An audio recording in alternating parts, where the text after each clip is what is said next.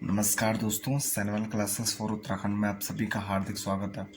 दोस्तों, आज हम उत्तराखंड के इतिहास से संबंधित जो हमारी सीरीज चल रही है उसी क्रम को आगे बढ़ाते हैं और उत्तराखंड से संबंधित एक महत्वपूर्ण टॉपिक पर बात करते हैं जिसका नाम है शककालीन उत्तराखंड। जो हमारा ये आज का विषय है, इससे संबंधित कुछ प्रमुख जो इम्पोर्टेंट चीज़ें हैं जो हमारे यूके ट्रिपल एस सी हो चाहे यूके पीएससी हो, दोनों में जो हमारे आयोग हैं तो इससे संबंधित जो क्वेश्चन हैं वो पूछे जाते रहे हैं और आगे भी पूछे जाने की संभावना है। तो आइए देखते हैं इसमें क्या क्या इम्पोर्टेंट चीज़ें हैं जो हमारे आगामी परीक्षाओं के लिए इम्पोर्टेंट होने वाली है। तो सबसे पहले हम बात करते हैं शक जाति के बारे में कि जो शक जाति थी वह कहाँ से आई थी और उत्तराखंड में उन्होंने किस टाइम उन्होंने उत्तराखंड के क्षेत्र में आक्रमण किया तथा उनका जो विस्तार था वह उत्तराखंड के कहाँ कहाँ और किन किन भागों पर था। तो सबसे पहले थोड़ा बहुत जो ये शक है इनके बारे में जान लेते हैं। अगर इनसे संबंधित प्रमुख फैक्ट की बात की जाए तो अगर इनका प्रारंभिक स्थान की बात की जाए तो इनका जो प्रारंभिक स्थान था वो बैक्टीरिया में था और जो बैक्टीरिया नाम की जगह है ये इंडिया के जो ये ईरान, उज़्बेकिस्तान, तुर्कमेनिस्तान यानी उससे ऊपर वाला एरिया है, तो वहाँ पर ये बैक्टीरिया नाम की जगह है और वहाँ से ये जो शक जाती थी इनका उद्भव हुआ है। ये सीर नदी के आसपास रहते थे जब यूची नामक कबीले ने इन पर आक्रमण किया जो चीन के साइड से आए थे, तो तब ये लोग इन्होंने भारत के क्षेत्र पर आक्रमण किया और इनकी फिर दो शाखाएं रहती हैं, उत्तरी और दक्षिणी शाखाएं। तो ये दो शाखाओं में बढ़ जाती हैं। फिर ये उत्तराखंड के क्षेत्र पर जो इनकी उत्तरी शाखा रहती है वह आक्रमण करती है और कुछ टाइम पीरियड मतलब कुछ समय ये उत्तराखंड के क्षेत्र में शासन करती है। वो बहुत ही अल्पकालीन था जिसमें इन्हें पूरा अपना शासन प्रशासन चलाने का इतना पर्याप्त मौका नहीं मिला। तब तक कुषाणों का आक्रमण हो जाता है और ये यहाँ से वापस चले जाते हैं और ये कुषाण इनके जो आधिपत्य वाला क्षेत्र था वहाँ पर कब्जा कर लेते हैं। तो इनका जो प्रारंभिक स्थान की बात की जाए तो बैक्टीरिया था और ये अफ़गानिस्तान वाले पाकिस्तान अफ़गानिस्तान होके इंडिया में आते हैं। ठीक है, तो इसका दूसरा अगर इनकी संबंधित जाति की बात की जाए तो इनकी जाति का नाम स्कीती जाति था। इनको स्कीती जाति से संबंधित माना जाता है। जो उनका कबीला था वो स्कीती जाति से संबंधित था। इसके बाद अगर इंडिया के आसपास उस टाइम पाकिस्तान अफ़गानिस्तान ये सब इंडिया का ही पार्ट था। अगर इनसे संबंधित इनकी पहली विजय को कहा जाए कि इनकी पहली विजय कौन सी थी, इन्होंने किस प्रमुख नगर को इन्होंने सर्वप्रथम विजय किया या जीता, तो वो मीन नगर था। ये पाकिस्तान में है और मीन नगर वाले क्षेत्र को इन्होंने सबसे पहले जीता। फिर उसके बाद अगर उत्तराखंड पर इनके आक्रमण की बात की जाए कि उत्तराखंड पर इन्होंने आक्रमण कब किया, तो उत्तराखंड पर इन्होंने इससे पहले अगर आपने पिछली वीडियो देखी होगी तो उसमें हमने कुनिंदों के बारे में चर्चा की थी, तो जिसमें मैंने जिक्र किया था कि जब 60 ईस्वी पूर्व अमोघ बोधि की मृत्यु हो जाती है तो तब के आसपास यानी 60 ईस्वी पूर्व के आसपास यानी ईस्वी से 60 साल पहले जब अमोघ बोधि जो कुनिंदों का एक महान शासक था उसकी जब डेथ हो जाती है तो उसके बाद जो ये उत्तरी शाखा रहती है इनकी, तो ये क्या करती है उत्तराखंड के क्षेत्र पर आक्रमण करती है और उसके कुछ मैदानी भागों पर कब्जा कर लेती है। ये उत्तराखंड में अगर शासक की बात की जाए तो कौन है, अमोघ बोधि है। और उत्तराखंड के जो मैदानी इलाके हैं तो उन पर ये कब्जा कर लेते हैं और उन पर अपना शासन या प्रभुत्व स्थापित कर देते हैं।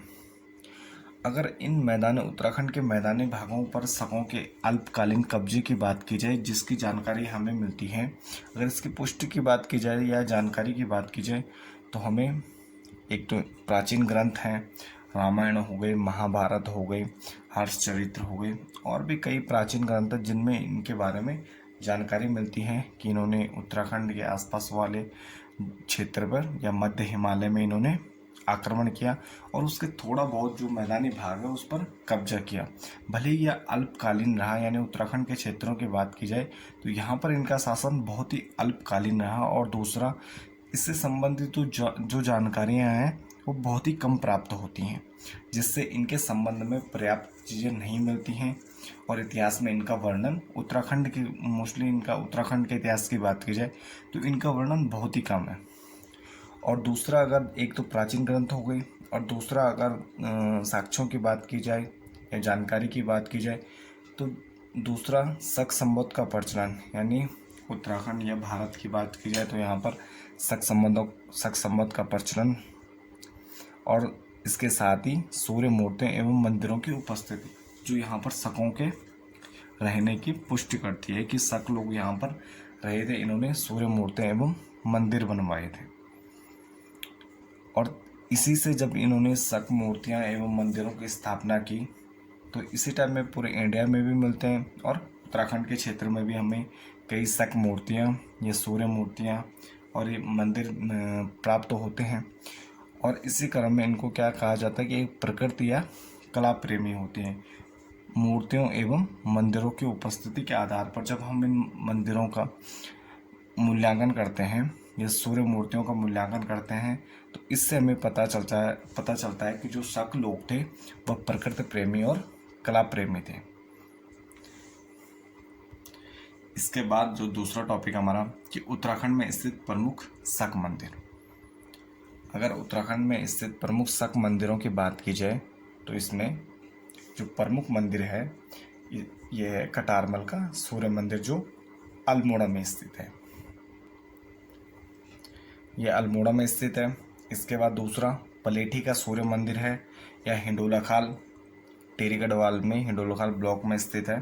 पलेठी नामक गांव में है और ये टेरी गढ़वाल जिले में स्थित है। इसके बाद खेतीखान या इसको सूर्य मंदिर भी कहा जाता है, सूर्य का सूर्य मंदिर भी कहा जाता है और यह लोहघाट चंपावत में यानी चंपावत जिले में स्थित है। इसके बाद मड का सूर्य मंदिर या पिथौरागढ़ जिले में है। कुलसारी मंदिर चमोली, रमक मंदिर ये चंपावत में स्थित है। गुणादित्य मंदिर धौला देवी ये भी अल्मोड़ा में ही स्थित है और मंजाली देवी का सूर्य मंदिर ये नौगांव उत्तरकाशी में स्थित है। तो ये कुछ प्रमुख, इसके अलावा भी अन्य प्रमुख मंदिर हैं, कुछ छोटे बड़े मंदिर हैं जो शकों से संबंधित हैं या सूर्य मंदिर हैं तो वो भी हैं, लेकिन ये प्रमुख जो 7-8 मंदिर हैं ये प्रमुख रूप से एग्ज़ाम के पॉइंट ऑफ व्यू से भी इम्पोर्टेंट है और ये डायरेक्ट पूछे जाते हैं कि कौन सा मंदिर कहाँ स्थित है। जैसे अभी हाल ही में कुछ टाइम पहले ग्रुप सी के एग्ज़ाम में कटारमल सूर्य मंदिर से क्वेश्चन बना था कि इसको बाड़ादित्य का सूर्य मंदिर मतलब किसे कहा जाता है, तो डायरेक्ट ये कटारमल का सूर्य मंदिर, इसे बाड़ादित्य का सूर्य मंदिर भी कहा जाता है जो अल्मोड़ा में स्थित है। तो इनको आप डायरेक्ट जिले वाइज भी याद कर सकते हैं कि कौन सा मंदिर किस ज़िले में स्थित है या कहाँ पर स्थित है। इसके अलावा अगर हम अपने प्रमुख विषय यानी शककालीन उत्तराखंड की बात करते हैं तो शकों द्वारा जब अमोघ बोध की मृत्यु हो जाती है तो उत्तराखंड के क्षेत्र में कोई प्रमुख शासक नहीं है, सारी छोटी बड़ी शक्तियां हैं। तो ये लोग भी क्या करते हैं, यहाँ पर जो इसका मैदानी भाग है वहाँ पर आक्रमण कर देते हैं और उस पर कब्जा कर लेते हैं। जो कुनिंद हैं, योधेय हैं, अम्बुदर हो गए, अम्बुष्ट हो गई, यहाँ पर कई प्रकार की जातियाँ निवास कर रही हैं। तो ये सारी जातियाँ क्या होती हैं, ऊपर पहाड़ों की तरफ भाग जाती हैं और वहाँ पर ये निवास कर रही होती है और मैदानी क्षेत्रों में कुछ टाइम तक यानी बहुत ही अल्पकालीन समय में यहाँ पर शकों का शासन स्थापित हो जाता है। और जिसकी पुष्टि अभी हमने पढ़ा कि सूर्य और ये शक संवत के प्रचलन से प्राप्त होते हैं। यहाँ पर सूर्य मूर्तियाँ मिलती हैं, मंदिर मिलते हैं, जिनसे कुछ प्राचीन ग्रंथों में भी थोड़ा बहुत जिक्र मिलता है। यानी उत्तराखंड या मध्य हिमालय के मैदानी भागों पर शककालीन जो इनका अधिकार है उसकी पुष्टि होती है। तो जिसमें जब इन्होंने मैदानी भागों में अधिकार किया उसके बाद शकों द्वारा इनको यहाँ से विस्थापित किया जाता है और ये लोग वापस चले जाते हैं। यानी इनका जो शासन था वह समाप्त हो जाता है और किसी बड़े शासक या कोई बड़ी शासन सत्ता इनके द्वारा स्थापित नहीं की जाती है। और ज़्यादातर चीज़ें मतलब जो इतिहास है, उत्तराखंड का इतिहास है, उसमें इससे संबंधित ज़्यादा कुछ प्रमाण हमें देखने को नहीं मिलते हैं। अगर इनके जो शासन है यो अधिक समय तक इन्होंने स्थापित नहीं कर पाए, जिसके अगर कारणों की बात की जाए तो दो प्रमुख कारण हमें दिखाई देते हैं। पहला कारण है हमारा कि एक तो कुषाणों द्वारा कुषाणों ने इन पर आक्रमण कर दिया था। कुषाण इनसे अधिक शक्तिशाली थे। और दूसरा कि यहाँ पर जो स्थानीय शासक थे, चाहे अयोध्या हो गए, अंबुदर हो गए, अर्जुनायन हो गए, और भी जो कई प्रमुख जातियाँ थी, वो मुख्यतः उनका जो पेशा था वो युद्ध ही था। तो वो भी इनको लगातार चैलेंज कर रहे थे, इनका प्रतिरोध कर रहे थे कि आप हमारे क्षेत्रों से चले जाएं। और लगातार इनके साथ छोटे मोटे जो युद्ध होते थे वो भी चलते रहते थे। फिर जब यहाँ पर कुषाण आक्रमण करते हैं तो ये लोग पूर्णतः यहाँ से समाप्त हो जाते हैं और वापस चले जाते हैं। और इसी के साथ इन्होंने शकों पर कुषाणों ने आक्रमण कर इनके भूभाग पर कब्जा कर दिया। और इसके बाद यहाँ पर कुषाण सत्ता स्थापित हो जाती है। इसके बाद जो दो प्रमुख मंदिर हैं, एक तो कटारमल का सूर्य मंदिर हो गया जो अल्मोड़ा में स्थित है, और दूसरा पलेठी का सूर्य मंदिर जो हिंडोलाखाल टेरी गढ़वाल जिले में स्थित है। तो इनसे संबंधित क्वेश्चन पूछे जाते हैं। उत्तराखंड चाहे यूके ट्रिपल हो चाहे यूके PSC हो, तो ये दोनों यहाँ से क्वेश्चन उठाते हैं। तो इसलिए इन दोनों ये इम्पोर्टेंट हो जाते हैं हमारे लिए। तो इनको देखते हैं कि इनसे रिलेटेड क्या कोई प्रमुख चीज़ें हैं जो हमारे एग्ज़ाम में इम्पोर्टेंट है। तो पहला सूर्य मंदिर है जो हमारे एग्ज़ाम के लिए काफ़ी इम्पोर्टेंट है, और जिससे पिछले कुछ सालों में जो यूके SSC है उसने कई क्वेश्चन इससे पूछे हैं। तो सबसे पहला है, इसमें है फर्स्ट है कटारमल का सूर्य मंदिर और बड़ादित्य का मंदिर। इसे बड़ादित्य का मंदिर भी कहा जाता है और एक क्वेश्चन पूछा जा चुका है, तो इस नाम को आप ध्यान में रखना।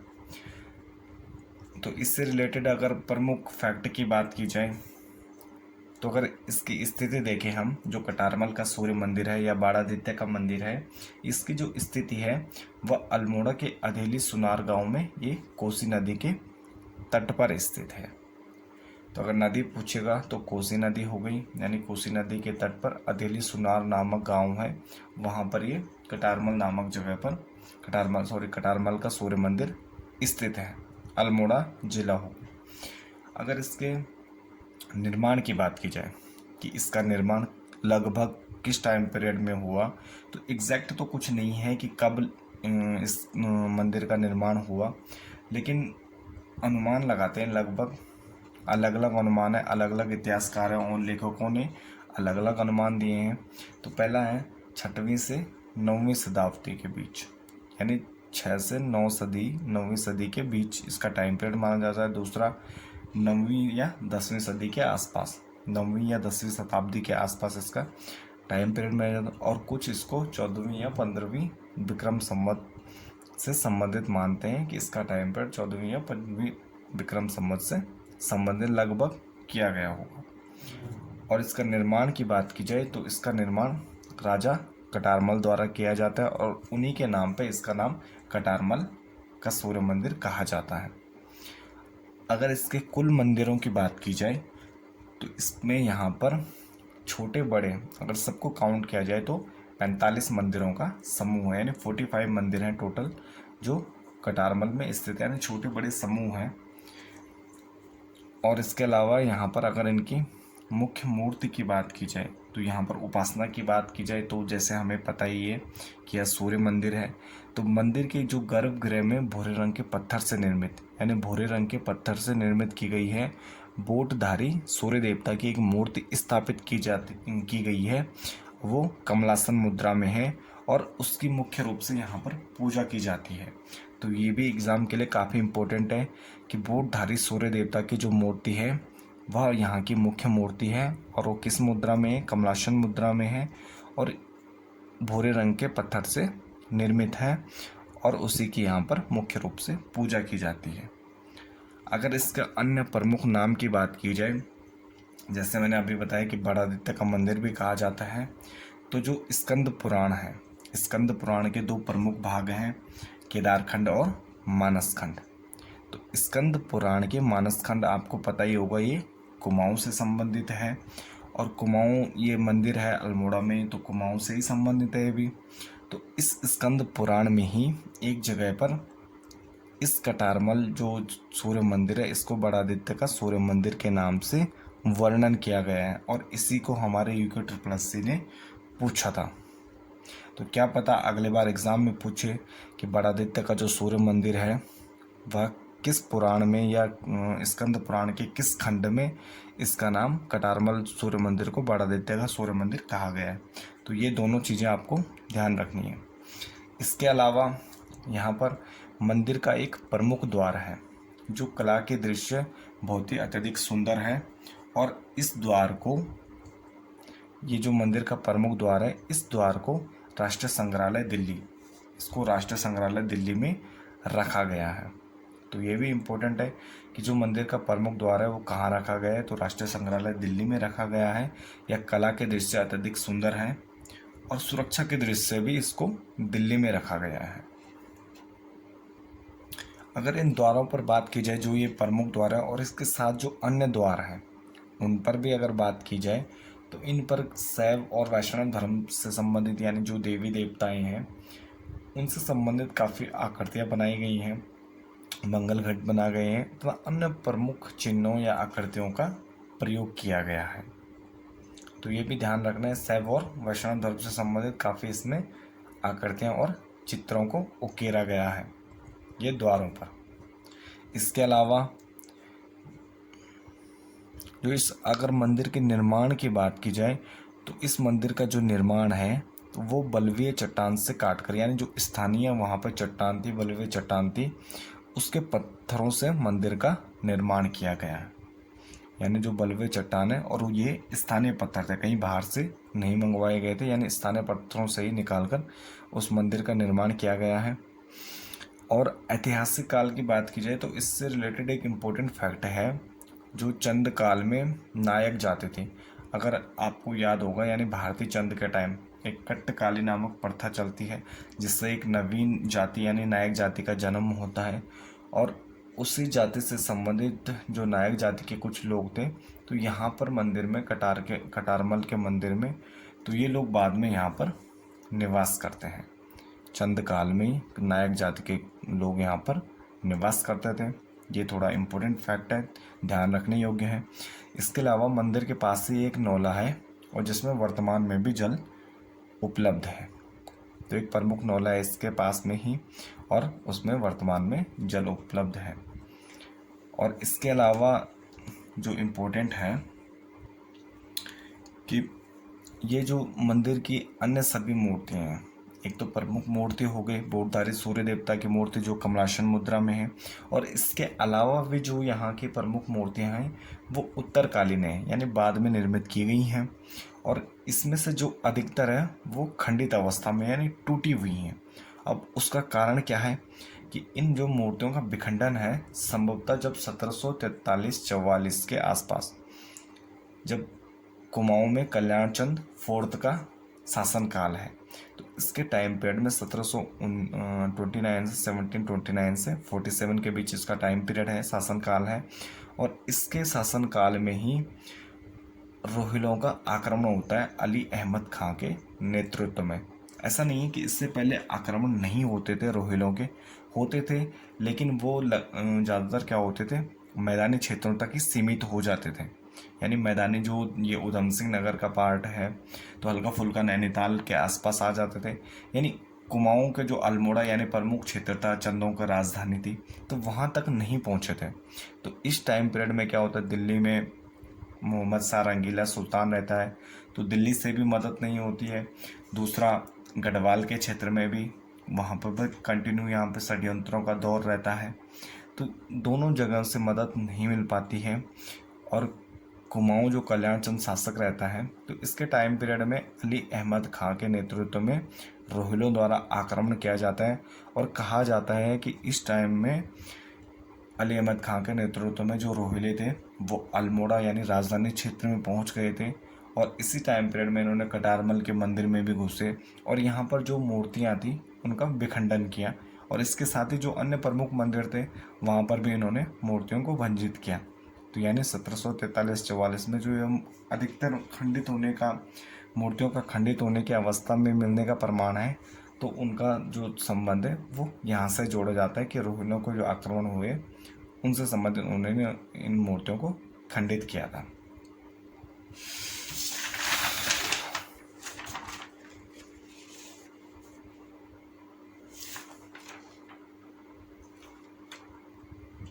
इसके बाद जो दूसरा हमारा प्रमुख मंदिर है, जिससे एग्ज़ाम में काफ़ी क्वेश्चन पूछे जाते हैं और पूछे जाने की संभावना है, पलेठी का सूर्य मंदिर। अगर पलेठी के सूर्य मंदिर की बात की जाए, सबसे पहले इसकी स्थिति देखें तो ये टिहरी जिले के हिंडोलाखाल ब्लॉक के वनगढ़ क्षेत्र में और पलेठी गांव में स्थित है। यानी ये टिहरी जिले में स्थित है, हिंडोलाखाल ब्लॉक में स्थित है। तो इसमें अगर पूछेगा तो मोस्टली वैसे टिहरी गढ़वाल यानी जिले पूछने की संभावना है कि ये कहाँ स्थित है। तो ये टिहरी जिले में और पलेठी नामक गांव में स्थित है।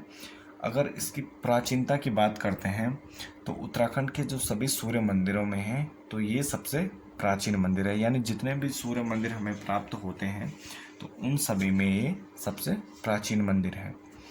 और यहाँ पर जो सूर्य मंदिर है, ये पलेठी का सूर्य मंदिर है, यहाँ पर शिलपट पर 2 राजाओं के नाम के लेख हमें प्राप्त होते हैं, एक कल्याण वर्मन और दूसरा आदि वर्मन। तो ये 2 राजाओं के लेख हमें प्राप्त होते हैं जो उत्तर गुप्तकालीन ब्राह्मी लिपि है, तो उससे संबंधित ये लेख माने जाते हैं। यानी कि जो इन लेखों की लिपि है वो उत्तर गुप्तकालीन ब्राह्मी है। और अगर संबंध की बात की जाए तो ये राजा कल्याण वर्मन से संबंधित है और कहा जाता है कि उस समय देवप्रयाग के आसपास वाले क्षेत्र में यहाँ पर कल्याण वर्मन नामक जो राजा रहता है, ये वहाँ पर उसका शासन स्थापित रहता है। तो यही उससे पलेठी के सूर्य मंदिर से संबंधित कुछ प्रमुख फैक्ट हैं। और यहीं पर हमारा ये जो आज का सककालीन उत्तराखंड है, तो ये टॉपिक हमारा यहीं पे समाप्त होता है। बाकी मिलते हैं फिर एक नेक्स्ट वीडियो में, तब तक के लिए धन्यवाद।